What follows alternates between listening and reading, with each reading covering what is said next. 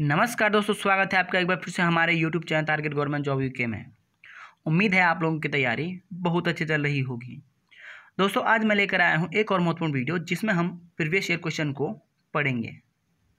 दोस्तों, previous year questions ही मैं क्यों आपको बार बार देता हूँ, मैं इसलिए इन्हें देता हूँ कि परीक्षाओं में प्रश्न इन्हीं के इर्द गिर्द होते हैं। इस वीडियो में हम यूपी पीसीएस में आए हुए कुछ महत्वपूर्ण प्रश्नों को डिटेल्स में पढ़ेंगे। दोस्तों, इससे पूर्व हमने यूकेपीएससी प्रीवियस ईयर के 1000 प्रश्नों की सीरीज चैनल पर अपलोड की है, आप जरूर उनको देख लीजिएगा। ये सभी प्रश्न आपके लिए टेस्ट सीरीज का काम करेंगी और इनसे आपको आगामी आरओ, एआरओ, पीसीएस तथा बंदी रक्षक आदि सभी ग्रुप्स एग्जाम्स में फ़ायदा होगा। उत्तराखंड में बहुत बार देखा गया है कि जो प्रश्न यूपी पीसीएस में पूछे गए हैं वे एज इट इज़ उत्तराखंड में भी पूछे जाते हैं। दोस्तों, अगर सच में आप कुछ करना चाहते हैं, कुछ बनना चाहते हैं, तो जितनी भी मैं वीडियो देता हूं आपको प्रत्येक प्रश्न याद होना चाहिए, तभी सफलता मिल सकती है। तो चलिए दोस्तों, शुरू करते हैं। इस वीडियो का पहला प्रश्न है, निम्न में से किस एक ने भारतीय संघवाद को सहकारी संघवाद कहा है? दोस्तों, यह प्रश्न यूपी पीसीएस 2006 में पूछा गया था। दोस्तों, मैं ऑप्शन नहीं पढ़ूंगा क्योंकि वीडियो लंबी हो जाती है, मैं डायरेक्ट आंसर बताऊंगा। इस क्वेश्चन का राइट आंसर है ऑप्शन सी, जी ऑस्टिन ने भारतीय संघवाद को सहकारी संघवाद कहा है। इसके बारे में थोड़ा जान लेते हैं। जी ऑस्टिन विशुद्ध विधि विधान के प्रवर्तक थे और दोस्तों, जी ऑस्टिन का मत था कि राजनीतिक सत्ता कुलीन या संपत्तिमान व्यक्तियों के हाथों में पूर्णतया सुरक्षित रहती है। राजनीतिक सत्ता कुलीन या संपत्तिमान व्यक्तियों के हाथों में पूर्णतया सुरक्षित रहती है। और दोस्तों, ऑस्टिन का मत था कि संपत्ति के अभाव में बुद्धि और ज्ञान अकेले राजनीतिक क्षमता नहीं दे सकते। चलिए आगे बढ़ते हैं। इस वीडियो का नेक्स्ट क्वेश्चन है, ब्रिटिश सरकार के किस अधिनियम ने सबसे पहली बार भारत में शिक्षा के लिए 1 लाख रुपए दिए थे? दोस्तों, यह प्रश्न यूपी पीसीएस 2009 में पूछा गया था। इस क्वेश्चन का राइट आंसर है ऑप्शन बी, चार्टर अधिनियम 1813 के तहत भारत में शिक्षा के लिए 1 लाख रुपए दिए गए थे। चलिए इस क्वेश्चन का डिटेल्स जान लेते हैं। चार्टर अधिनियम 1813 में गवर्नर जनरल को यह अधिकार दिया गया कि वह 1 लाख रुपए हर साल भारतीय साहित्य के पुनरुत्थान और साहित्य विद्वानों को प्रोत्साहन देने के लिए तथा विज्ञान की उन्नति के लिए खर्च करेंगे। नेक्स्ट क्वेश्चन है, किस अधिनियम के द्वारा अंग्रेजों ने अखिल भारतीय संघ प्रस्तावित किया था? दोस्तों, यह प्रश्न यूपी पीसीएस 2014, 2015, 2013, 2012 आदि परीक्षाओं में पूछा गया है। इस क्वेश्चन का राइट आंसर है ऑप्शन डी, भारत सरकार अधिनियम 1935 के तहत अंग्रेजों ने अखिल भारतीय संघ प्रस्तावित किया था। चलिए इस क्वेश्चन के डिटेल्स जान लेते हैं। दोस्तों, भारत सरकार अधिनियम 1935 में कुल 321 धाराएं तथा 10 अनुसूचियां थीं और इस अधिनियम के तहत केंद्र में द्वैध शासन की व्यवस्था की गई। और दोस्तों, 1935 में अखिल भारतीय संघ की व्यवस्था भी की गई थी और इस अधिनियम के तहत प्रांतों में द्वैध शासन को समाप्त कर प्रांतीय स्वायत्तता की व्यवस्था की गई, जो कि 1937 में लागू हुई थी। और दोस्तों, 1935 के अधिनियम के तहत प्रांतीय विधानमंडलों का विस्तार किया गया और प्रांतों में 11 में से 6 विधानमंडलों में द्विसदनीय व्यवस्था की गई थी और साथ ही केंद्रीय विधानमंडल के सदस्यों की संख्या में वृद्धि की गई। और दोस्तों, इसी समय वर्मा को भारत से अलग कर दिया गया था और एक संघीय न्यायालय 1937 में तथा रिजर्व बैंक की व्यवस्था भी इसी अधिनियम के तहत की गई थी। और दोस्तों, इसके अलावा शक्तियों का विभाजन भी किया गया था, जो कि संघ सूची, राज्य सूची और समवर्ती सूची तीन शक्तियों में विभाजन किया गया था। और उस समय दोस्तों, अवशिष्ट शक्तियाँ गवर्नर को दी गई थी। चलिए आगे बढ़ते हैं। नेक्स्ट क्वेश्चन है, गवर्नमेंट ऑफ इंडिया एक्ट 1935 को किसने दास्ता का एक नया अधिकार पत्र कहा था? दोस्तों, यह प्रश्न यूपी पीसीएस 2013 में पूछा गया था। इस क्वेश्चन का राइट आंसर है ऑप्शन बी। जवाहरलाल नेहरू ने गवर्नमेंट ऑफ इंडिया एक्ट 1935 को दास्ता का एक नया अधिकार पत्र कहा था। चलिए इस क्वेश्चन के डिटेल्स को जान लेते हैं। जवाहरलाल नेहरू ने इसे दास्ता का एक नया अधिकार पत्र और अनैच्छिक, अप्रजातांत्रिक और अराष्ट्रवादी संविधान की संज्ञा दी थी। और वहीं दोस्तों मोहम्मद अली जिन्ना ने इसे पूर्णतः सड़ा हुआ, मूल रूप से बुरा और बिल्कुल अस्वीकृत बताया। और वहीं महात्मा गांधी जी ने क्रिप्स मिशन को उत्तर तिथीय चेक, पोस्ट डेटेड चेक की संज्ञा दी थी। इनको भी आप याद कर लीजिएगा। चलिए आगे बढ़ते हैं। नेक्स्ट क्वेश्चन है, किस अधिनियम के द्वारा कलकत्ता में सुप्रीम कोर्ट की स्थापना की गई? दोस्तों यह प्रश्न यूपी पीसीएस 2010 और 1999 में पूछा गया था। इस क्वेश्चन का राइट आंसर है ऑप्शन ए। रेगुलेटिंग एक्ट 1773 के तहत कलकत्ता या बंगाल में सुप्रीम कोर्ट की स्थापना की गई थी। चलिए इस क्वेश्चन की डिटेल्स को जान लेते हैं। भारत में सर्वप्रथम रेगुलेटिंग एक्ट 1773 द्वारा कलकत्ता में 1774 में एक सर्वोच्च न्यायालय की स्थापना की गई थी। नेक्स्ट क्वेश्चन है, भारत सरकार अधिनियम 1919 आधारित था। इस क्वेश्चन का राइट आंसर है option B. Montagu Chelmsford report पर आधारित था। चलिए इस क्वेश्चन की डिटेल्स को जान लेते हैं। दोस्तों भारत सरकार अधिनियम 1919 मोंटेग्यू चेम्सफोर्ड सुधार पर आधारित था और उस समय मोंटेग्यू भारत के सचिव थे, जबकि चेम्सफोर्ड भारत के वायसराय थे। नेक्स्ट क्वेश्चन है, भारत के लिए उच्चायुक्त पद का सृजन किया गया। दोस्तों यह प्रश्न यूपी पीसीएस 2008, 2005, 1997 में पूछा गया था। इस क्वेश्चन का राइट आंसर है ऑप्शन बी।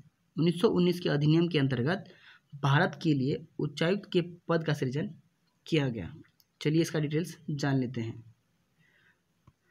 दोस्तों 1919 के अधिनियम के तहत प्रांतों में द्वैत शासन की व्यवस्था प्रारंभ की गई थी और इस अधिनियम के द्वारा भारतीय विधान परिषद के स्थान पर द्विसदनीय व्यवस्था, राज्य परिषद एवं विधानसभा का गठन किया गया। और इसके अंतर्गत 1927 में साइमन कमीशन का गठन भी किया गया था। और दोस्तों 1919 के अधिनियम के तहत 1926 में सिविल सेवा भर्ती के लिए केंद्रीय लोक सेवा आयोग यूपीएससी का गठन भी किया गया था।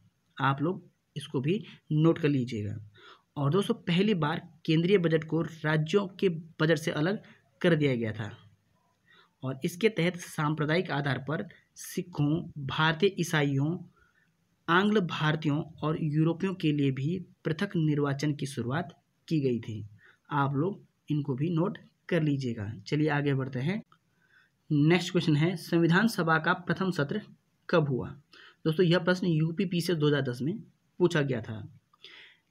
इस क्वेश्चन का राइट आंसर है ऑप्शन ए।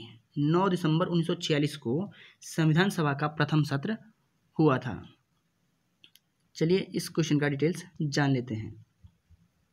दोस्तों संविधान निर्माण के लिए संविधान सभा की प्रथम बैठक 9 दिसंबर 1946 ईस्वी को नई दिल्ली स्थित काउंसिल चैम्बर के पुस्तकालय भवन में हुई थी।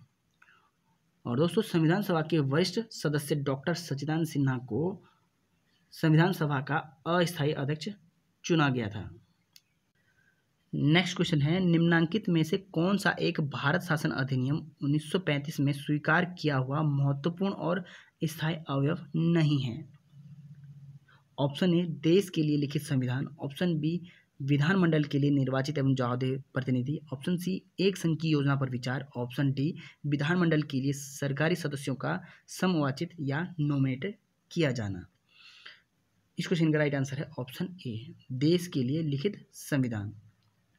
दोस्तों इसके अलावा option B, option C, option D Bharat शासन अधिनियम 1935 में किए गए प्रावधान हैं। और देश को एक लिखित संविधान देने का विचार सर्वप्रथम क्रिप्स मिशन में किया गया था, न कि 1935 के अधिनियम में। नेक्स्ट क्वेश्चन है, गवर्नर जनरल का पद पहली बार किस अधिनियम के अंतर्गत बनाया गया? दोस्तों यह प्रश्न यूपी पीसीएस 2006 में पूछा गया था। इस क्वेश्चन का राइट आंसर है ऑप्शन ए। 1773 का रेगुलेटिंग अधिनियम के तहत गवर्नर जनरल का पद बनाया गया था? चलिए इस क्वेश्चन का डिटेल्स जान लेते हैं। रेगुलेटिंग एक्ट 1773 के तहत बंगाल के गवर्नर को बंगाल का गवर्नर जनरल बना दिया गया था और इस एक्ट के तहत वॉरेन हेस्टिंग बंगाल का प्रथम गवर्नर जनरल बने। दोस्तों 1833 के अधिनियम के तहत बंगाल के गवर्नर जनरल को भारत का गवर्नर जनरल बनाया गया था। लॉर्ड विलियम बेंटिंक भारत के प्रथम गवर्नर जनरल थे। नेक्स्ट क्वेश्चन है, मार्ले मिंटो सुधार 1909 का प्रमुख प्रावधान कौन नहीं था? दोस्तों यह प्रश्न यूपीपीसीएस 2010 में पूछा गया था। इस क्वेश्चन का राइट आंसर है ऑप्शन ए, विधान परिषदों के आकार में वृद्धि करना मार्ले मिंटो सुधार 1909 का प्रमुख प्रावधान नहीं था। इसके अलावा केंद्रीय विधान परिषदों में सरकारी बहुमत, सांप्रदायिक और पृथक निर्वाचन पद्धति, केंद्रीय विधान परिषद में निर्वाचित सदस्यों को स्थान, ये सभी तीनों मार्ले मिंटो सुधार 1909 के प्रमुख प्रावधान थे। दोस्तों मार्ले मिंटो सुधार 1909 के तहत केंद्रीय विधान परिषद में निर्वाचित सदस्यों को स्थान प्राप्त था, जिनकी संख्या बढ़ाकर 16 से 60 कर दी गई थी। चलिए आगे बढ़ते हैं। नेक्स्ट क्वेश्चन है, वर्ष 1919 के अधिनियम की प्रस्तावना में निम्न बातें थी। दोस्तों यह प्रश्न यूपीपीसीएस 1992 में पूछा गया था। इस क्वेश्चन का राइट आंसर है ऑप्शन सी, ए और बी दोनों। वर्ष 1919 के अधिनियम की प्रस्तावना में प्रशासन में भारतीयों का संपर्क बढ़ाया जाए और स्वशासन की संस्थाओं का विकास किया जाएगा।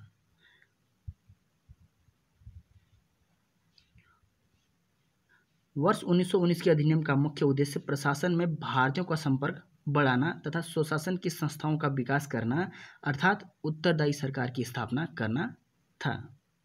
और इसके अलावा वायसराय की कार्यकारी परिषद के 6 सदस्यों में से कमांडर इन चीफ को छोड़कर 3 सदस्यों का होना आवश्यक था। 3 सदस्य भारतीय होने चाहिए। चलिए आगे बढ़ते हैं।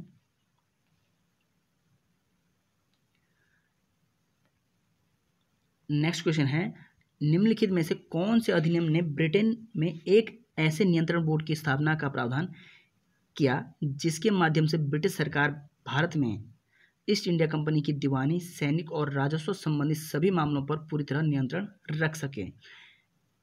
इस क्वेश्चन का राइट आंसर है ऑप्शन बी। 1784 का पीट्स इंडिया अधिनियम के तहत भारत में ईस्ट इंडिया कंपनी के दीवानी, सैनिक और राजस्व संबंधित सभी मामलों पर पूरी तरह नियंत्रण रख सके। दोस्तों 1784 पीट्स इंडिया एक्ट के तहत बीओसी बोर्ड ऑफ कंट्रोल नियंत्रण बोर्ड नामक एक नए निकाय का गठन किया गया था।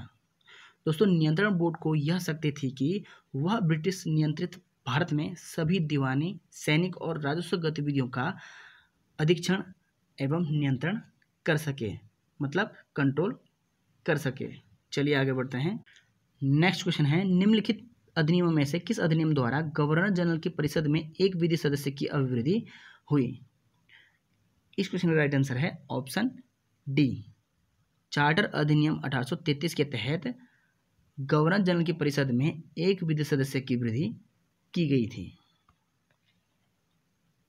दोस्तों चार्टर अधिनियम 1833 के तहत गवर्नर जनरल की कार्यकारिणी में एक नए कानूनी सदस्य की वृद्धि की गई और वह कानूनी सदस्य लॉर्ड मैकाले थे। दोस्तों मौसमी छात्र न बने, कंटिन्यूटी जरूर दिखाएं, सफलता आपके नज़दीक आएंगी। चलिए आगे बढ़ते हैं। नेक्स्ट क्वेश्चन है, निम्नलिखित में से किस एक अधिनियम के अंतर्गत अंग्रेजों ने भारत में पहली बार सांप्रदायिक निर्वाचन मंडल प्रणाली का आरंभ किया? इस क्वेश्चन का राइट आंसर है ऑप्शन ए। भारत सरकार अधिनियम 1909 के तहत अंग्रेजों ने भारत में पहली बार सांप्रदायिक निर्वाचन मंडल प्रणाली का आरंभ किया और इस अधिनियम के तहत मुस्लिमों के लिए पृथक निर्वाचक मंडल प्रणाली की शुरुआत की गई थी। दोस्तों भारतीय परिषद अधिनियम 1909, जिसे मार्ले मिंटो सुधार कहा जाता है, इसके तहत भारत में सर्वप्रथम सांप्रदायिक निर्वाचक मंडल प्रणाली प्रारंभ की गई थी। नेक्स्ट क्वेश्चन है, कंपनी के व्यापारिक तथा राजनीतिक कार्यों को किस एक्ट के द्वारा अलग किया गया? इस क्वेश्चन का राइट आंसर है ऑप्शन डी, इनमें से कोई नहीं। चलिए इस क्वेश्चन के डिटेल्स को जान लेते हैं। 1773 के रेगुलेटिंग एक्ट के दोषों को दूर करने के लिए ब्रिटिश प्रधानमंत्री पीट द पंगर ने 1784 में ब्रिटिश संसद में एक प्रस्ताव प्रस्तुत करवाया, जिसे पीट्स इंडिया एक्ट 1784 के रूप में जाना जाता है। दोस्तों, इस एक्ट के द्वारा पहली बार ब्रिटिश अधिकृत प्रदेश शब्द का प्रयोग किया गया था और साथ ही कंपनी के वाणिज्यिक एवं राजनीतिक कार्यों को अलग कर दिया गया था। तो ध्यान रहे, 1784 में वाणिज्यिक एवं राजनीतिक कार्यों को अलग अलग कर दिया गया था। चलिए आगे बढ़ते हैं। नेक्स्ट क्वेश्चन है, निम्नलिखित में से भारतीय स्वतंत्रताओं का अधिकार पत्र किसे कहा जाता है? इस क्वेश्चन का राइट आंसर है ऑप्शन डी, महारानी की घोषणा जो 1858 में की गई थी, भारतीय स्वतंत्रताओं का अधिकार पत्र कहा गया। 1858 के अधिनियम के तहत गवर्नर जनरल का पदनाम बदलकर भारत का वायसराय कर दिया गया और दोस्तों लॉर्ड कैनिंग भारत के प्रथम वायसराय बने थे और उस समय एक नए पद का सृजन किया गया था जो कि था भारत के राज्य सचिव। और दोस्तों जो भारत का जो राज्य सचिव बनाया गया था, इसमें भारतीय प्रशासन पर संपूर्ण नियंत्रण की शक्ति निहित थी। नेक्स्ट क्वेश्चन है, निम्नलिखित में से कौन सा एक सही है? इस क्वेश्चन का राइट आंसर है ऑप्शन ए, भारतीय संविधान में मूल अधिकारों को शामिल करने के लिए नेहरू रिपोर्ट 1928 ने समर्थन किया था। चलिए इस क्वेश्चन का डिटेल्स जान लेते हैं। सर्वदलीय सम्मेलन द्वारा नेहरू रिपोर्ट समिति 1928 ने जिस भावी संविधान के रूप में संस्तुति की थी, उसमें मौलिक अधिकार निहित थे। वर्ष 1946 में कैबिनेट मिशन ने इस बात को स्वीकार किया कि भारत के संविधान में मौलिक अधिकारों की लिखित गारंटी देना आवश्यक है। दोस्तों, यह सीरीज तब तक चलती रहेगी जब तक आरओ, ईआरओ, एसआई व बंदी रक्षक का पेपर नहीं हो जाता। तब तक लगभग 3000 से अधिक प्रश्न आपको याद हो जाएंगे। नेक्स्ट क्वेश्चन है, निम्नांकित में से किस अधिनियम द्वारा भारत में प्रतिनिधि संस्थाएं प्रथम बार प्रारंभ हुई थी? इस क्वेश्चन का राइट आंसर है ऑप्शन सी, भारत परिषद अधिनियम 1861 के तहत भारत में प्रतिनिधि संस्थाएं प्रथम बार प्रारंभ हुई थी। चलिए इस क्वेश्चन के डिटेल्स को जान लेते हैं। दोस्तों, भारत शासन अधिनियम 1861 से ही संवैधानिक विकास के दौरान संसदीय प्रणाली का सूत्रपात माना जाता है और इसी समय पोर्टफोलियो सिस्टम, जिसे संसदीय प्रणाली कहा जाता है, की शुरुआत हुई थी। और अभी हाल ही में 9 जुलाई को बीडीओ का एग्जाम जो हुआ था, उसमें यह प्रश्न पूछा गया था। दोस्तों, इस अधिनियम के अंतर्गत बंगाल, उत्तर पश्चिम सीमा प्रांत और पंजाब में क्रमशः 1862, 1866 और 1897 में विधान परिषदों का गठन हुआ था। इस वीडियो का लास्ट क्वेश्चन है, 1861 के अधिनियम की प्रमुख विशेषता थी। इस क्वेश्चन का राइट आंसर है ऑप्शन ए, गवर्नर जनरल को आवश्यकता पड़ने पर अध्यादेश जारी करने का अधिकार दिया गया था। चलिए इस क्वेश्चन की डिटेल्स को जान लेते हैं। इस अधिनियम ने मद्रास और बम्बई प्रेसिडेंसियों को विधायी शक्तियां पुनः देकर विकेंद्रीकरण की प्रक्रिया की शुरुआत की थी और इसके तहत कानून बनाने की प्रक्रिया में भारतीय प्रतिनिधियों को शामिल करने की शुरुआत भी हुई थी।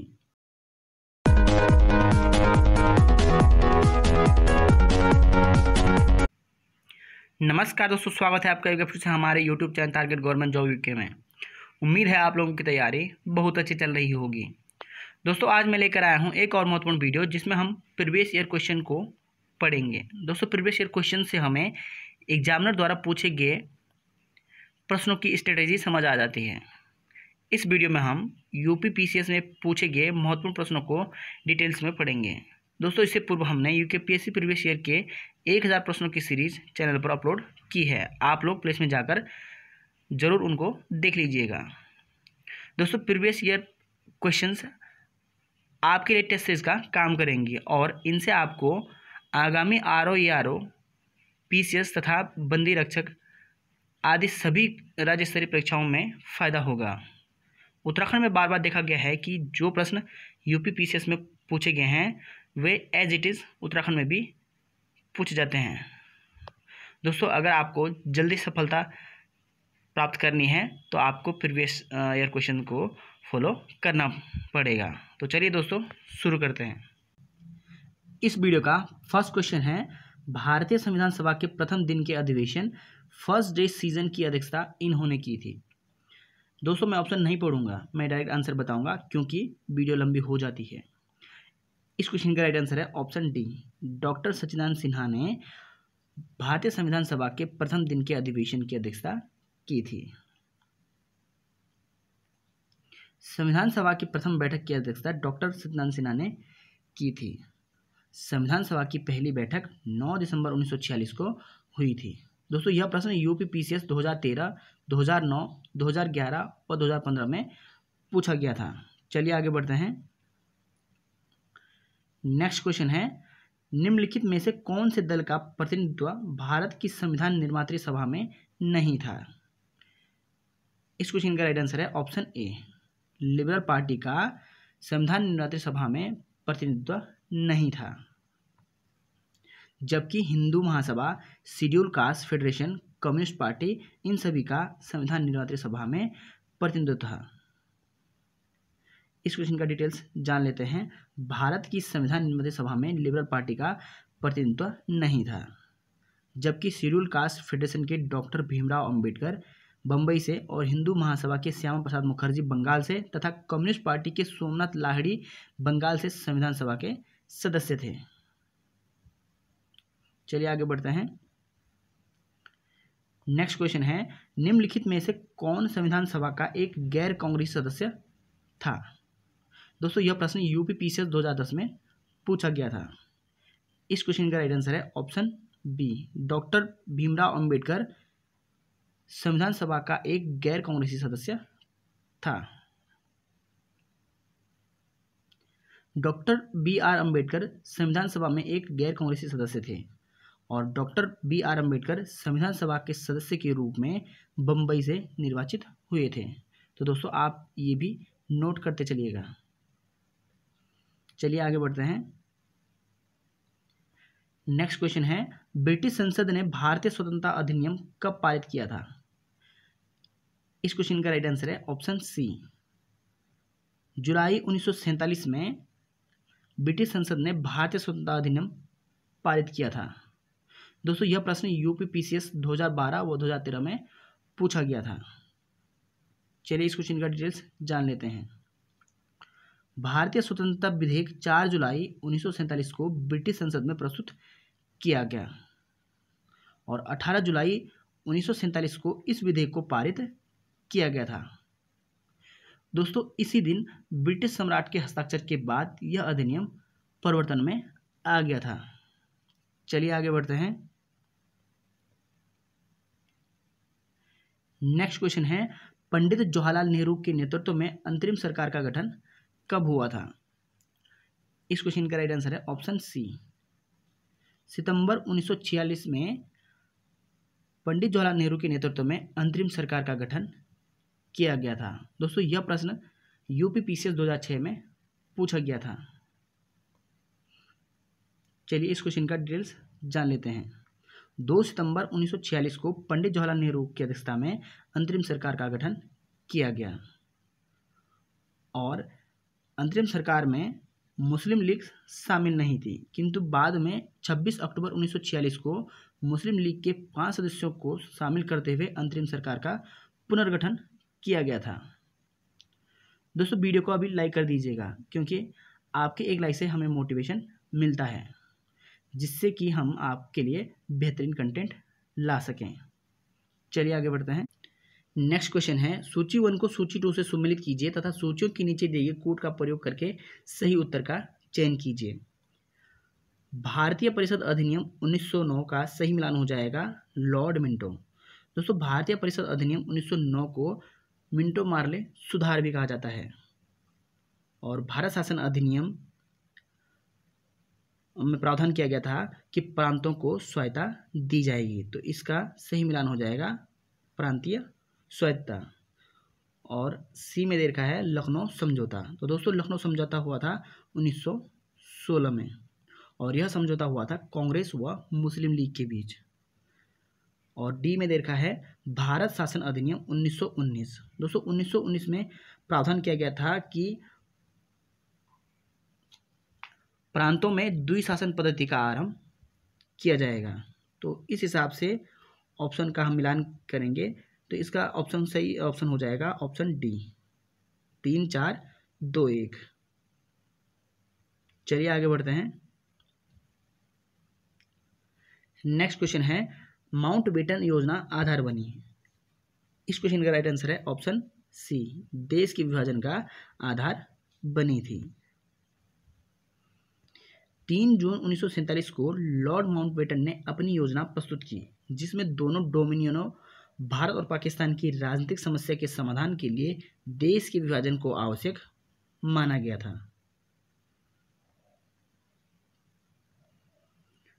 नेक्स्ट क्वेश्चन है सूची 1 को सूची 2 से सम्मिलित कीजिए तथा नीचे दिए गए कूट से सही उत्तर का चयन कीजिए।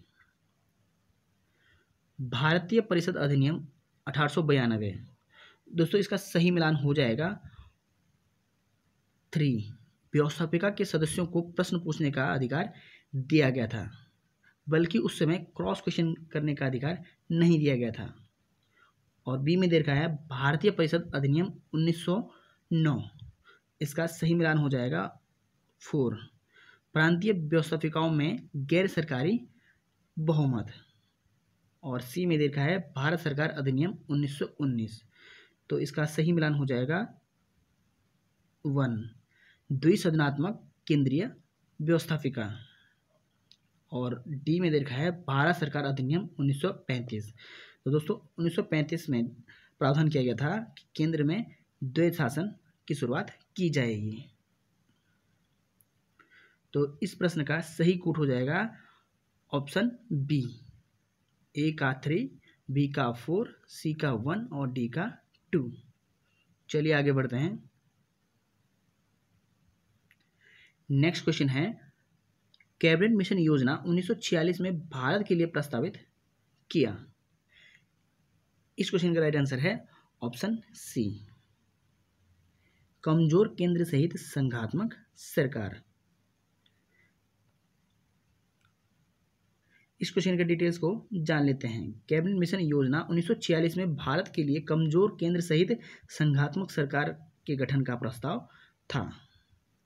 और दोस्तों कुछ राष्ट्रीय हितों के विषय को छोड़कर अन्य सभी विषयों को प्रांतों के अधिकार क्षेत्र में रखने का प्रस्ताव भी था। और इसमें ब्रिटिश भारत और प्रांतों को मिलाकर संघ की स्थापना का प्रस्ताव था, जिसमें भारतीय रियासतों को सम्मिलित न होने की छूट थी कि आप लोग अलग रह सकते हैं। दोस्तों प्रश्न टाइप करने में काफ़ी समय लग जाता है और हम आपके लिए बेहतरीन कंटेंट दे रहे हैं। ये सारे प्रश्न पहले पूछे जा चुके हैं और यही प्रश्न आगे रिपीट होने की पूरी संभावना है, इसलिए अच्छे से याद कर लीजिएगा। और हमारी मेहनत अच्छी लगे तो लाइक व सब्सक्राइब जरूर कीजिएगा। चलिए आगे बढ़ते हैं। नेक्स्ट क्वेश्चन है कैबिनेट मिशन द्वारा प्रस्तावित अंतरिम सरकार में कुल कितने सदस्य थे। इस क्वेश्चन का राइट आंसर है ऑप्शन डी, 14 सदस्य। कैबिनेट मिशन में द्वारा प्रस्तावित अंतरिम सरकार में कुल 14 सदस्य थे। चलिए इस क्वेश्चन का डिटेल्स जान लेते हैं।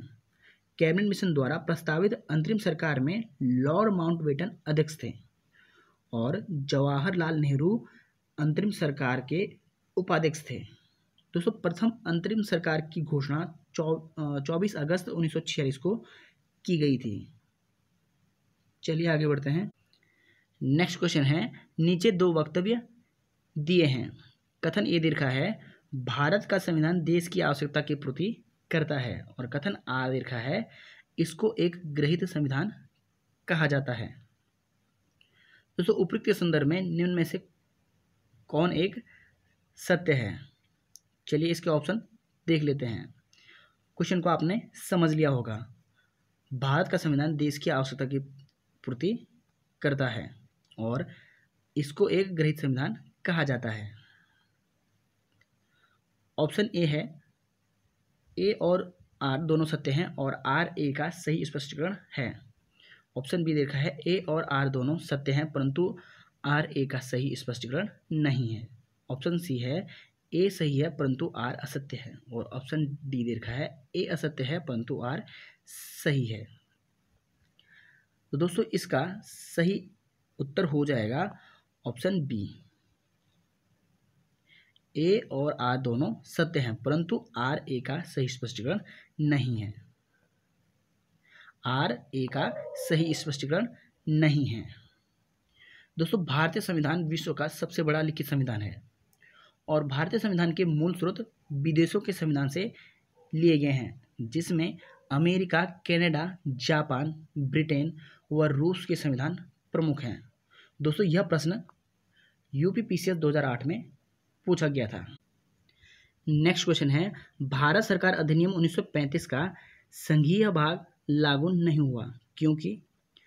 इस क्वेश्चन का राइट आंसर है ऑप्शन ए, निर्धारित संख्या में देशी राज्य संघ में शामिल नहीं हुए, जिस वजह से भारत सरकार अधिनियम 1935 का संघीय भाग लागू नहीं हुआ था। चलिए इस क्वेश्चन का डिटेल्स जान लेते हैं। भारत सरकार अधिनियम 1935 में यह प्रावधान शामिल था कि आधे राज्य संघ में शामिल होने के लिए सहमत होते तो भारत को एक संघ बनाया जा सकता है और भारत सरकार अधिनियम 1935 का संघीय भाग लागू नहीं हुआ क्योंकि निर्धारित संख्या में देशी रियासतों ने संघ में शामिल होने से इनकार कर दिया था, क्योंकि उनको छूट दी गई थी कि आप लोग संघ में शामिल हो सकते हैं या नहीं हो सकते हैं। दोस्तों वीडियो को लाइक जरूर कीजिएगा, चैनल से फ़ायदा हो रहा है तो चैनल को सब्सक्राइब कर दीजिएगा। चलिए आगे बढ़ते हैं। नेक्स्ट क्वेश्चन है भारत की संविधान सभा का गठन किया गया। इस क्वेश्चन का राइट आंसर है ऑप्शन बी, कैबिनेट मिशन योजना के अंतर्गत संविधान सभा का गठन किया गया था। चलिए इस क्वेश्चन का डिटेल्स जान लेते हैं। भारत की संविधान सभा का गठन कैबिनेट मिशन योजना के अंतर्गत किया गया था और यह मिशन 24 मार्च 1946 को दिल्ली पहुंचा था, जिसने 16 मई 1946 को योजना की रिपोर्ट प्रस्तुत की थी। दोस्तों उस समय मंत्रिमंडलीय मिशन की सिफारिश थी कि संविधान सभा में प्रांतों का प्रतिनिधित्व जनसंख्या के अनुपात में हो, जिसमें सामान्यतः एक प्रतिनिधि का निर्वाचन 10 लाख जनसंख्या पर हो। ऐसा उस समय प्रावधान किया गया था। नेक्स्ट क्वेश्चन है भारत की संविधान सभा का परामर्शदाता कौन था। इस क्वेश्चन का राइट आंसर है option C, Shri BN Rao को भारत की संविधान सभा का परामर्शदाता नियुक्त किया गया था। चलिए इस क्वेश्चन का डिटेल्स जान लेते हैं। भारत की संविधान सभा का परामर्शदाता श्री BN राव थे और संविधान सभा की प्रथम बैठक 9 दिसंबर 1946 के समय संविधान सभा के वरिष्ठतम सदस्य डॉक्टर सच्चिदानंद सिन्हा को संविधान सभा का अस्थायी अध्यक्ष चुना गया था और दोस्तों 11 दिसंबर 1946 को डॉक्टर राजेंद्र प्रसाद को संविधान सभा का स्थायी अध्यक्ष तथा BN राव को संवैधानिक परामर्शदाता नियुक्त किया गया था। चलिए आगे बढ़ते हैं। नेक्स्ट क्वेश्चन है कॉन्स्टिट्यूट असेंबली के अध्यक्ष थे। इस क्वेश्चन का राइट आंसर है ऑप्शन सी, डॉक्टर राजेंद्र प्रसाद संविधान सभा के अध्यक्ष थे। दोस्तों इस प्रश्न में स्थायी व अस्थायी शब्द नहीं दिया गया है और न ही ऑप्शन में डॉक्टर सच्चिदानंद सिन्हा दिया गया है, तो इस हिसाब से हमें ऑप्शन से समझकर उत्तर देना है।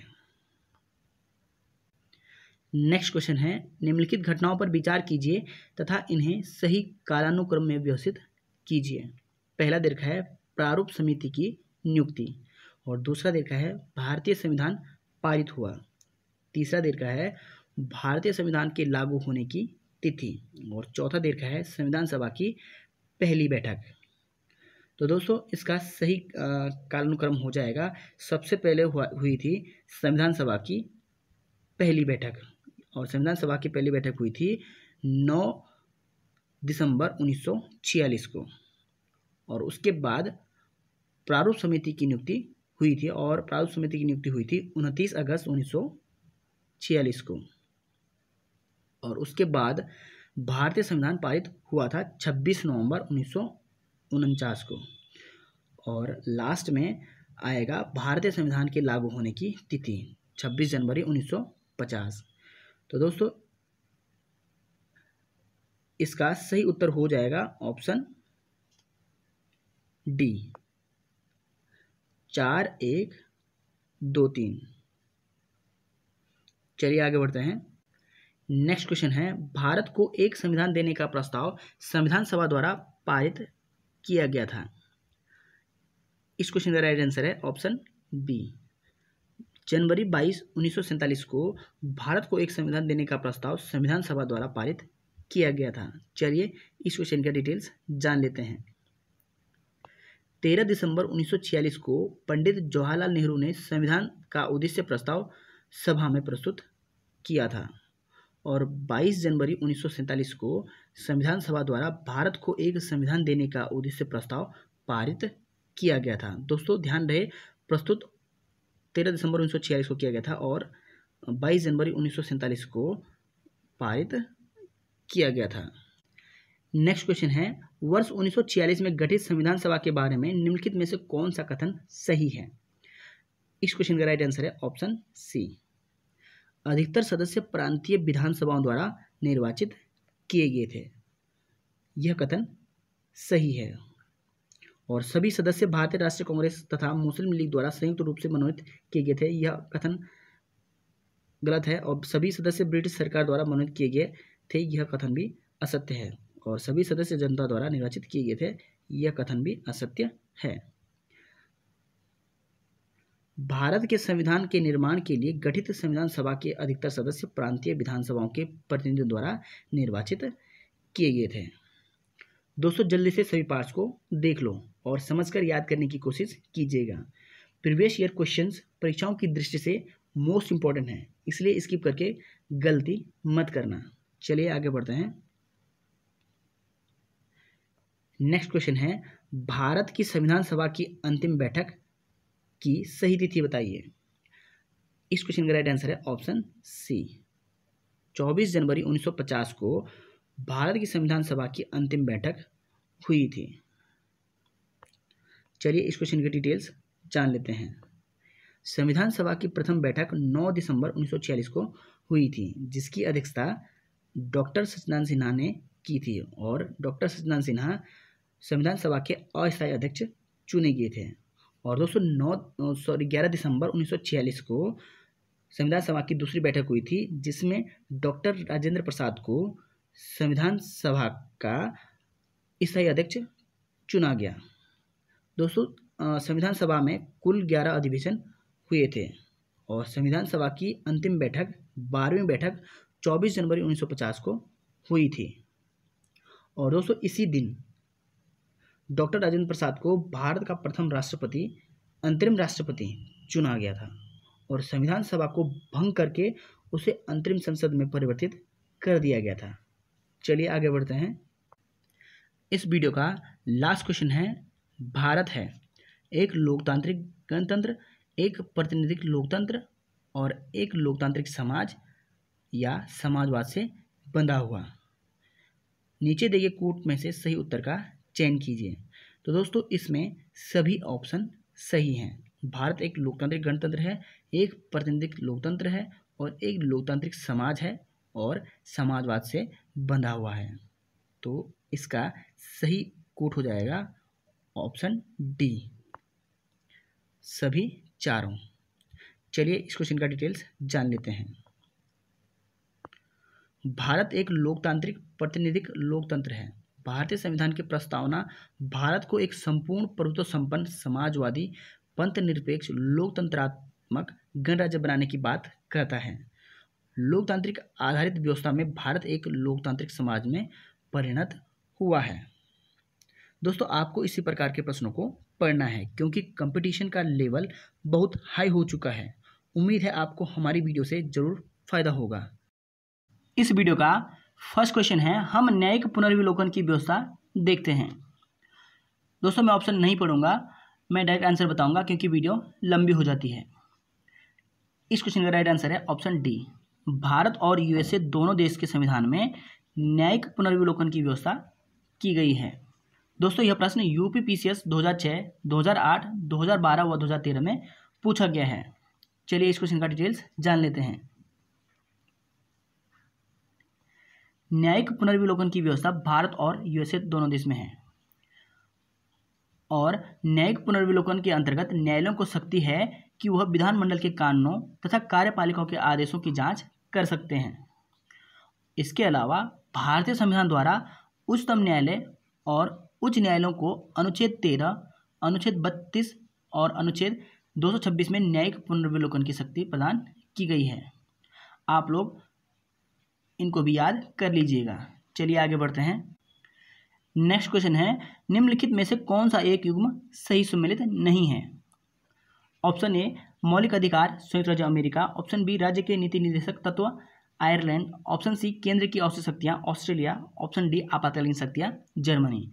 इस क्वेश्चन का राइट आंसर है ऑप्शन सी। केंद्र की आवश्यक शक्तियाँ ऑस्ट्रेलिया से नहीं ली गई हैं।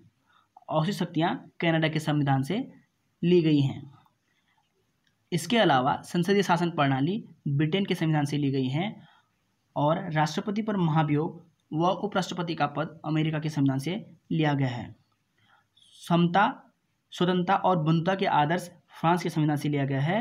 राज्य के नीति निर्देशक तत्व व राष्ट्रपति के निर्वाचक मंडल की व्यवस्था आयरलैंड के संविधान से लिया गया है। और दोस्तों प्रस्तावना की भाषा व समवर्ती सूची ऑस्ट्रेलिया के संविधान से लिया गया है। और इसके अलावा संघात्मक व्यवस्था व आवश्यक शक्तियाँ कनाडा के संविधान से लिया गया है। आप लोग इनको भी याद कर लीजिएगा। और हाँ दोस्तों, संविधान संशोधन की प्रक्रिया दक्षिण अफ्रीका के संविधान से व मूल कर्तव्य रूस के संविधान से लिया गया है। चलिए आगे बढ़ते हैं। नेक्स्ट क्वेश्चन है, संविधान सभा की प्रांतीय संविधान समिति का अध्यक्ष कौन था? इस क्वेश्चन का राइट आंसर है ऑप्शन डी, सरदार वल्लभ भाई पटेल संविधान सभा की प्रांतीय संविधान समिति के अध्यक्ष थे। चलिए इस क्वेश्चन का डिटेल्स जान लेते हैं। दोस्तों संविधान सभा की मुख्य समितियां और उनके अध्यक्ष इस प्रकार हैं। नियम समिति व झंडा समिति के अध्यक्ष थे डॉक्टर राजेंद्र प्रसाद और संचालन समिति के अध्यक्ष थे डॉक्टर राजेंद्र प्रसाद। राज्यों के लिए समझौता समिति के अध्यक्ष थे जवाहरलाल नेहरू और प्रारूप समिति के अध्यक्ष थे डॉक्टर भीमराव अंबेडकर और सलाहकार समिति के अध्यक्ष थे सरदार वल्लभ भाई पटेल। और इसके अलावा संघ शक्ति समिति के अध्यक्ष थे जवाहरलाल नेहरू और संघ संविधान समिति के अध्यक्ष भी जवाहरलाल नेहरू थे। चलिए आगे बढ़ते हैं। नेक्स्ट क्वेश्चन है, संविधान सभा का संवैधानिक सलाहकार किसे नियुक्त किया गया था? इस क्वेश्चन का राइट आंसर है ऑप्शन सी, डॉक्टर वी.एन. राव को संविधान सभा का संवैधानिक सलाहकार नियुक्त किया गया था। चलिए इस क्वेश्चन का डिटेल्स जान लेते हैं। 11 दिसंबर 1946 की बैठक में सर वेनेगल एन राव को संवैधानिक सलाहकार नियुक्त किया गया था और सभा के संवैधानिक सलाहकार सर वी.एन. राव ने अक्टूबर 1947 में संविधान का पहला प्रारूप तैयार किया था। इसमें 243 अनुच्छेद व 13 अनुसूचियाँ थीं। और दोस्तों 29 अगस्त 1947 को संविधान सभा ने एक प्रारूप समिति का निर्वाचन किया था। डॉक्टर अंबेडकर को इस प्रारूप समिति का अध्यक्ष बनाया गया था। और दोस्तों प्रारूप समिति के सदस्यों की संख्या 7 थी। दोस्तों कभी कभी ऐसा प्रश्न भी पूछा जाता है कि इनमें से कौन प्रारूप समिति के सदस्य नहीं थे, तो आपको 4 ऑप्शन में से एक गलत को छांटना है। इसलिए आप सभी 7 सदस्यों को एक बार देख लीजिएगा, क्योंकि दोस्तों प्रारूप समिति संविधान के विकास की सबसे महत्वपूर्ण समिति मानी जाती है। चलिए आगे बढ़ते हैं। नेक्स्ट क्वेश्चन है, संविधान निर्मात्री परिषद की झंडा समिति के अध्यक्ष कौन थे? इस क्वेश्चन का राइट आंसर है option B, doctor Rajendra Prasad को संविधान निर्मात्री परिषद की झंडा समिति के अध्यक्ष नियुक्त किया गया था। चलिए इस क्वेश्चन का डिटेल्स जान लेते हैं। संविधान निर्मात्री परिषद की झंडा समिति के अध्यक्ष डॉक्टर राजेंद्र प्रसाद थे झंडा समिति द्वारा 22 जुलाई 1947 को पेंगाली वेंकैया द्वारा डिजाइन किए गए भारतीय ध्वज को स्वीकार किया गया था। तो दोस्तों ध्यान रहे, भारतीय ध्वज को 22 जुलाई 1947 को स्वीकार किया गया था। नेक्स्ट क्वेश्चन है, भारतीय संविधान में वर्णित मौलिक अधिकार की अवधारणा किस देश के संविधान से ली गई है? इस क्वेश्चन का राइट आंसर है ऑप्शन ए, यूएसए के संविधान से। चलिए इस क्वेश्चन का डिटेल्स जान लेते हैं। संविधान की सर्वोच्चता, स्वतंत्र न्यायपालिका, न्यायिक पुनर्विलोकन, राष्ट्रपति पर महाभियोग व उपराष्ट्रपति का पद, ये सभी प्रावधान अमेरिका के संविधान से लिए गए हैं। चलिए आगे बढ़ते हैं। नेक्स्ट क्वेश्चन है, निम्नलिखित में से कौन सा शब्द भारतीय संविधान के प्रस्तावना में उल्लिखित नहीं है? इस क्वेश्चन का राइट आंसर है ऑप्शन डी, संघीय शब्द भारतीय संविधान के प्रस्तावना में उल्लिखित नहीं है, जबकि संप्रभुता, लोकतंत्रात्मक, पंथ निरपेक्ष संविधान की प्रस्तावना में उल्लिखित हैं। चलिए इस क्वेश्चन का डिटेल्स जान लेते हैं। भारतीय संविधान की प्रस्तावना में संप्रभुता, पंथ निरपेक्ष, समाजवादी, लोकतंत्रात्मक गणराज्य का उल्लेख किया गया है और दोस्तों संघीय शब्द का उल्लेख प्रस्तावना में नहीं है। नेक्स्ट क्वेश्चन है, भारतीय संविधान के मूल अधिकारों को अंतिम रूप देने के लिए संविधान निर्मात्री सभा द्वारा नियुक्त समिति के अध्यक्ष कौन थे? इस क्वेश्चन का राइट आंसर है ऑप्शन सी, सरदार वल्लभ भाई पटेल। चलिए इस क्वेश्चन का डिटेल्स जान लेते हैं। भारतीय नागरिकों के मूल अधिकारों को अंतिम रूप देने के लिए संविधान निर्मात्री सभा द्वारा नियुक्त समिति के अध्यक्ष सरदार वल्लभ भाई पटेल थे। संविधान सभा सलाहकार समिति के अध्यक्ष भी सरदार वल्लभ भाई पटेल थे। और दोस्तों सलाहकार समिति की दो उप समितियाँ थीं। पहली थी मूल अधिकार उप समिति और दूसरी थी अल्पसंख्यक समिति। मूल अधिकार उप समिति थी, उसके अध्यक्ष थे JB कृपलानी और अल्पसंख्यक समिति के अध्यक्ष थे HC मुखर्जी। चलिए आगे बढ़ते हैं। नेक्स्ट क्वेश्चन है, भारतीय संविधान को संविधान सभा द्वारा अंगीकृत किया गया। इस क्वेश्चन का राइट आंसर है ऑप्शन ए, 26 नवंबर 1949 को भारतीय संविधान को संविधान सभा द्वारा अंगीकृत किया गया था। इस क्वेश्चन का डिटेल्स जान लेते हैं। भारतीय संविधान को संविधान सभा द्वारा 26 नवंबर 1949 को अंगीकृत किया गया और दोस्तों संविधान निर्माण में 2 वर्ष 11 माह 18 दिन लगे हैं। प्रत्येक वर्ष 26 नवंबर को संविधान दिवस मनाया जाता है। दोस्तों यह प्रश्न UPPCS 2013, 2006, 2010 और 2002 में पूछा गया है। चलिए आगे बढ़ते हैं। नेक्स्ट क्वेश्चन है, भारत को एक संविधान देने का प्रस्ताव संविधान सभा द्वारा पारित किया गया था। इस क्वेश्चन का राइट आंसर है ऑप्शन बी, जनवरी 22, 1947 को भारत को एक संविधान देने का प्रस्ताव संविधान सभा द्वारा पारित किया गया था। भारत को एक संविधान देने का प्रस्ताव संविधान सभा द्वारा 22 जनवरी 1947 को पारित किया गया था। चलिए आगे बढ़ते हैं। नेक्स्ट क्वेश्चन है, भारतीय संविधान में राज्य के नीति निर्देशक तत्वों को निम्न में से किस देश के संविधान से लिया गया है?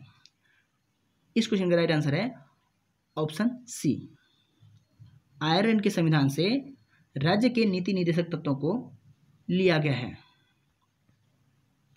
चलिए इस क्वेश्चन का डिटेल्स जान लेते हैं। राष्ट्रपति के निर्वाचन में निर्वाचक मंडल की व्यवस्था, राज्यसभा में कला, साहित्य, विज्ञान आदि से संबंधित विशिष्ट व्यक्तियों के मनोनयन की प्रणाली, ये सभी प्रावधान आयरलैंड के संविधान से लिया गया है।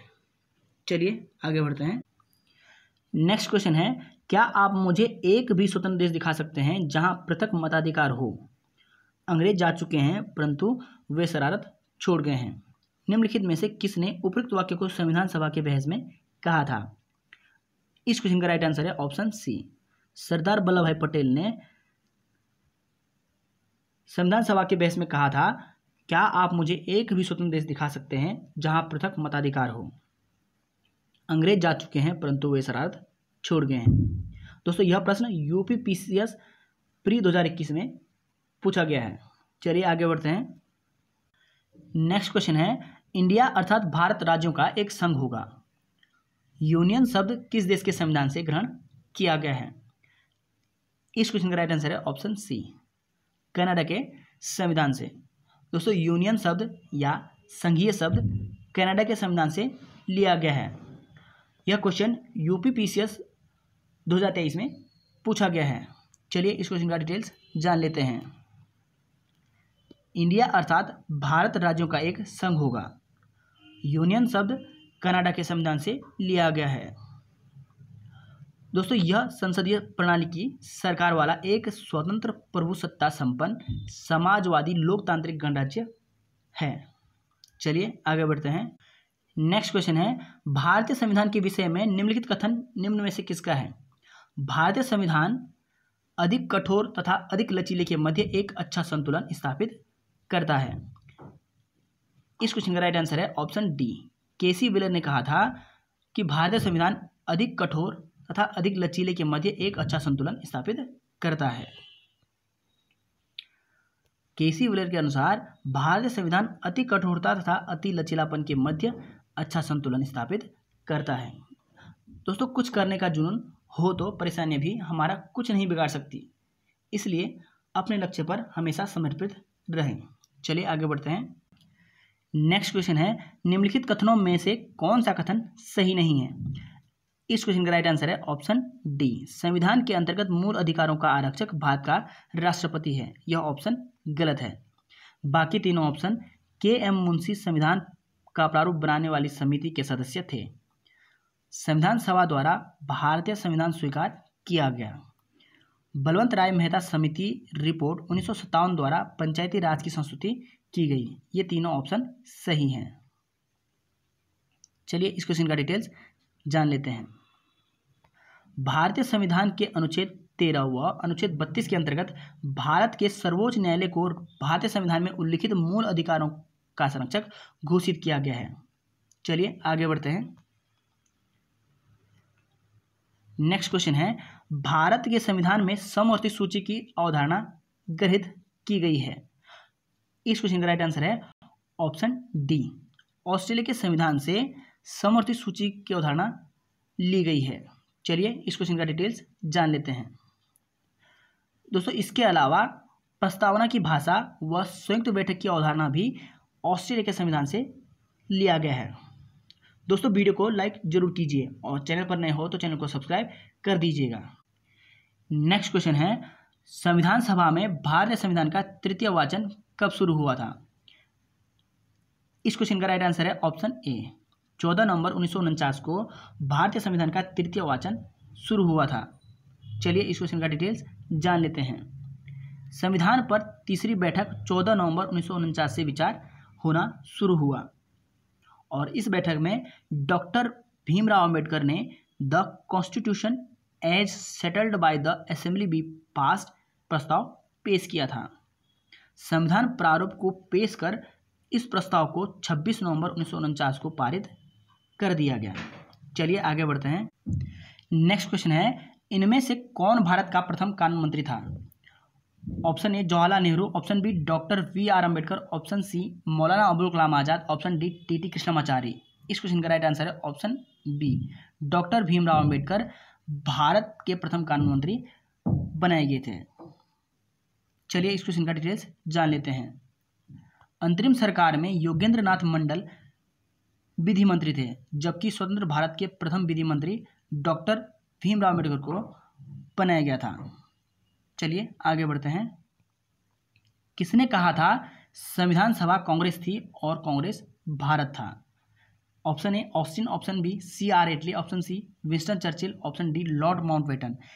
इस क्वेश्चन का राइट आंसर है ऑप्शन ए, ग्रेनविल ऑस्टिन ने कहा था संविधान सभा कांग्रेस थी और कांग्रेस भारत था। चलिए इस क्वेश्चन का डिटेल्स जान लेते हैं। ब्रिटिश संविधान विशेषज्ञ ग्रेनविल ऑस्टिन ने संविधान सभा में कांग्रेस के प्रभाव को तथा संपूर्ण भारत में कांग्रेस की लोकप्रियता को स्वीकार करते हुए कहा कि संविधान सभा कांग्रेस थी और कांग्रेस भारत था। ग्रेनुअल ऑस्टिन की प्रमुख पुस्तक है द इंडियन कॉन्स्टिट्यूशन। चलिए आगे बढ़ते हैं। इस वीडियो का लास्ट क्वेश्चन है, भारतीय संविधान सभा में कुल कितनी महिला सदस्य थीं? Option A 15, option B 13, option C 12, option D 10। इस क्वेश्चन का राइट आंसर है ऑप्शन ए 15 महिला सदस्य थीं। चलिए इस क्वेश्चन का डिटेल्स जान लेते हैं। भारतीय संविधान सभा में कुल 15 महिला सदस्य थीं और ये 15 सदस्य थीं विजया लक्ष्मी पंडित, राजकुमारी अमृता कौर, सरोजिनी नायडू, सुचेता कृपलानी, पूर्णिमा बनर्जी, लीला राय, जी दुर्गाबाई, हंसा मेहता, कमला चौधरी, रेणुका राय, मालती चौधरी, दक्षयानी वेलायुधन, बेगम एजाज रसूल, एनी मस्करिनी, अम्मू स्वामी नाथन। और दोस्तों वेलायुधन संविधान सभा की सबसे युवा सदस्य थी। इस वीडियो का फर्स्ट क्वेश्चन है, यूनानी लेखक जस्टिन द्वारा किसे सेंड्रोकोर्स कहा जाता था? दोस्तों मैं ऑप्शन नहीं पढ़ूंगा, मैं डायरेक्ट आंसर बताऊंगा क्योंकि वीडियो लंबी हो जाती है। इस क्वेश्चन का राइट आंसर है ऑप्शन ए। चंद्रगुप्त मौर्य को यूनानी लेखक जस्टिन द्वारा सेंड्रोकोर्स कहा जाता था। जस्टिन ने चंद्रगुप्त मौर्य को सेंड्रोकोर्स कहा है, जिसकी पहचान विलियम जोन्स ने चंद्रगुप्त मौर्य से की है। और दोस्तों एरियन और प्लूटार्क ने चंद्रगुप्त मौर्य को एंड्रोकोर्स कहा है। चलिए आगे बढ़ते हैं। नेक्स्ट क्वेश्चन है, अर्थशास्त्र में दिए गए तीर्थों की संख्या है। इस क्वेश्चन का राइट आंसर है ऑप्शन सी 18। अर्थशास्त्र में दिए गए तीर्थों की संख्या है 18। कौटिल्य के अर्थशास्त्र में 18 तीर्थों का उल्लेख है, जिनकी नियुक्ति योग्यता के आधार पर होती थी, जिसे उपदा परीक्षण कहा गया है। नेक्स्ट क्वेश्चन है, निम्न में से किसने सर्वप्रथम मौर्यकालीन ब्राह्मी का उद्वाचन किया था? इस क्वेश्चन का राइट आंसर है ऑप्शन बी, जेम्स प्रिंसेप द्वारा सर्वप्रथम मौर्यकालीन ब्राह्मी का उद्वाचन किया गया था। दोस्तों जेम्स प्रिंसेप को सन 1837 में अशोक के अभिलेखों को पढ़ने में सबसे पहली सफलता मिली थी। चलिए आगे बढ़ते हैं। नेक्स्ट क्वेश्चन है, निम्नलिखित स्थानों में से चंद्रगुप्त मौर्य ने कहाँ अपनी उच्च शिक्षा प्राप्त की थी? इस क्वेश्चन का राइट आंसर है ऑप्शन ए, तक्षशिला में चंद्रगुप्त मौर्य ने अपनी उच्च शिक्षा प्राप्त की थी। दोस्तों तक्षशिला मौर्य काल में शिक्षा का प्रमुख केंद्र था। कौटिल्य तक्षशिला के प्रमुख आचार्य थे। और दोस्तों कौटिल्य चंद्रगुप्त मौर्य के प्रधानमंत्री और प्रधान पुरोहित के पद पर आसीन थे। चलिए आगे बढ़ते हैं। नेक्स्ट क्वेश्चन है, सेल्यूकस जिसे अलेक्जेंडर द्वारा सिंध एवं अफगानिस्तान का प्रशासक नियुक्त किया गया था, को किस भारतीय राजा ने हराया था? इस क्वेश्चन का राइट आंसर है ऑप्शन डी, चंद्रगुप्त मौर्य ने सेल्यूकस निकेटर को हराया था। दोस्तों 301 ईसा पूर्व में चंद्रगुप्त मौर्य ने सेल्यूकस को युद्ध में हराकर पश्चिमोत्तर भारत को अपने अधिकार क्षेत्र में कर लिया था। बाद में क्या होता है कि सेल्यूकस और चंद्रगुप्त मौर्य के बीच समझौता हो जाता है और चंद्रगुप्त मौर्य से 500 हाथी लेकर उसके बदले में सेल्यूकस ने चंद्रगुप्त मौर्य को पूर्वी अफगानिस्तान, बलूचिस्तान और सिंध के पश्चिम क्षेत्र को दे दिया। चलिए आगे बढ़ते हैं। नेक्स्ट क्वेश्चन है, जिसके ग्रंथ में चंद्रगुप्त मौर्य का विशिष्ट रूप से वर्णन हुआ है वह कौन है? इस क्वेश्चन का राइट आंसर है ऑप्शन सी, विशाखा दत्त। दोस्तों विशाखा दत्त कृत मुद्रा राक्षस नामक नाटक में चंद्रगुप्त मौर्य के समय की सामाजिक आर्थिक दशा पर भी प्रकाश डालती है। विशाखा दत्त ने चंद्रगुप्त मौर्य का विशिष्ट वर्णन किया है। चलिए आगे बढ़ते हैं। नेक्स्ट क्वेश्चन है, कथन ए और बी को पढ़ें और नीचे दिए गए कोटों में से सही उत्तर का चयन करें। कथन ए है, विश्व के सभी भागों में ईस्वी पूर्व 6वीं शताब्दी एक महान धार्मिक उथल पुथल का काल था। कथन बी है वैदिक धर्म बहुत जटिल हो चुका है। कूट हैं दोनों ए और बी गलत हैं। ऑप्शन बी है दोनों ए और बी सही हैं। ऑप्शन सी ए सही है जबकि बी गलत है। ऑप्शन डी ए गलत है जबकि बी सही है। इस क्वेश्चन का राइट आंसर है ऑप्शन बी, ए और बी दोनों कथन सही हैं। चलिए आगे बढ़ते हैं। नेक्स्ट क्वेश्चन है बौद्ध धर्म में त्रिरत्न क्या इंगित करता है। इस क्वेश्चन का राइट आंसर है ऑप्शन सी, बुद्ध, धम्म और संघ बौद्ध धर्म के त्रिरत्न हैं। चलिए आगे बढ़ते हैं। नेक्स्ट क्वेश्चन है मगध में नंद वंश का संस्थापक कौन था। Option A Mahapadmananda, option B Dhanananda, option C Nandivardhana, option D Mahanandin. इस क्वेश्चन का राइट आंसर है ऑप्शन ए महापद्मनंद। दोस्तों महापद्मनंद एक शक्तिशाली शासक था। उसने कलिंग को जीतकर मगध साम्राज्य में मिला लिया था। नेक्स्ट क्वेश्चन है द्वितीय बौद्ध संगीति आयोजित हुई। Option A Vaishali, option B Ujjain, option C Pataliputra, option D Kannauj. इस क्वेश्चन का राइट आंसर है ऑप्शन ए वैशाली में द्वितीय बौद्ध संगीति आयोजित हुई थी। दोस्तों 383 ईसा पूर्व में द्वितीय बौद्ध संगीति वैशाली में तत्कालीन शासक कालाशोक के शासनकाल में साबक मीर की अध्यक्षता में हुई थी।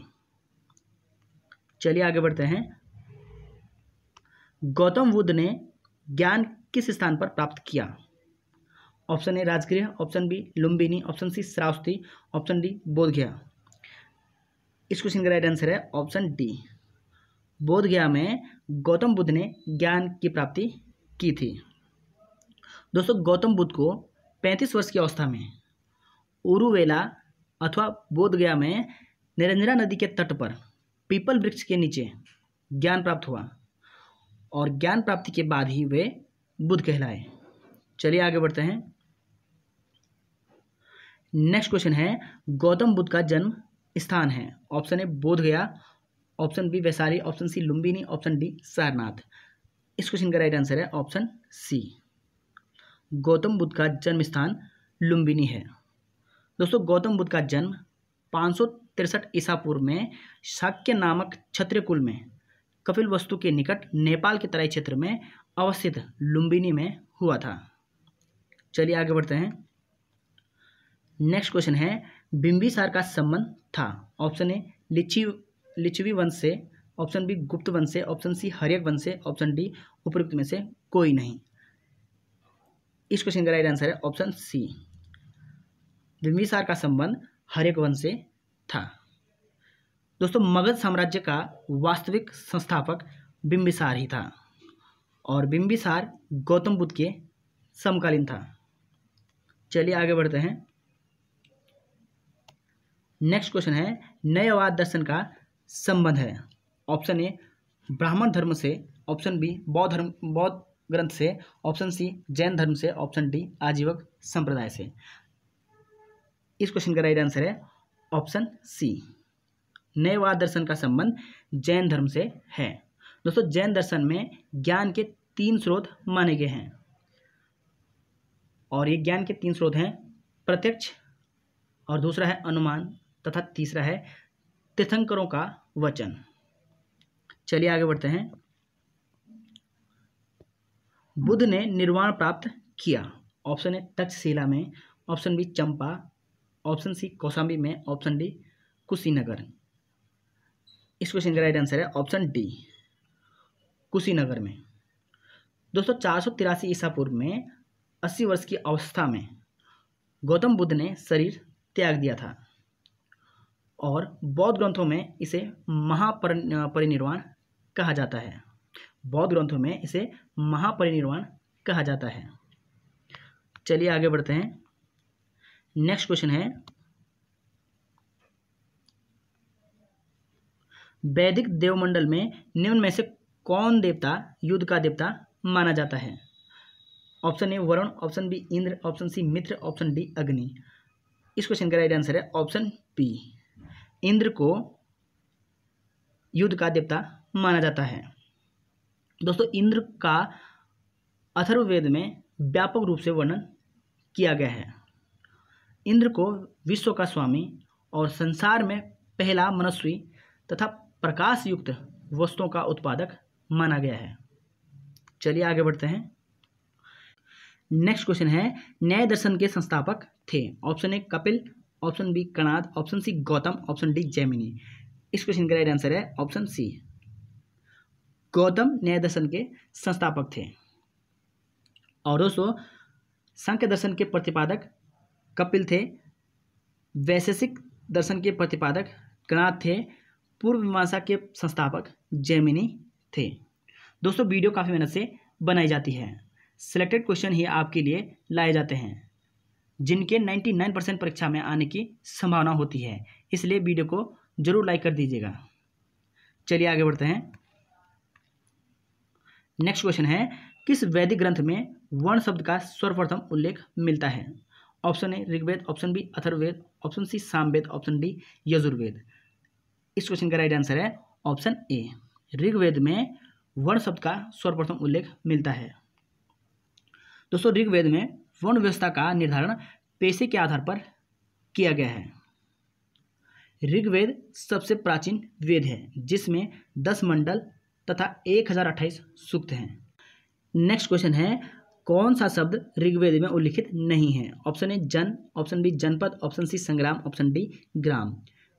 इस क्वेश्चन का राइट आंसर है ऑप्शन बी, जनपद शब्द ऋग्वेद में उल्लिखित नहीं है।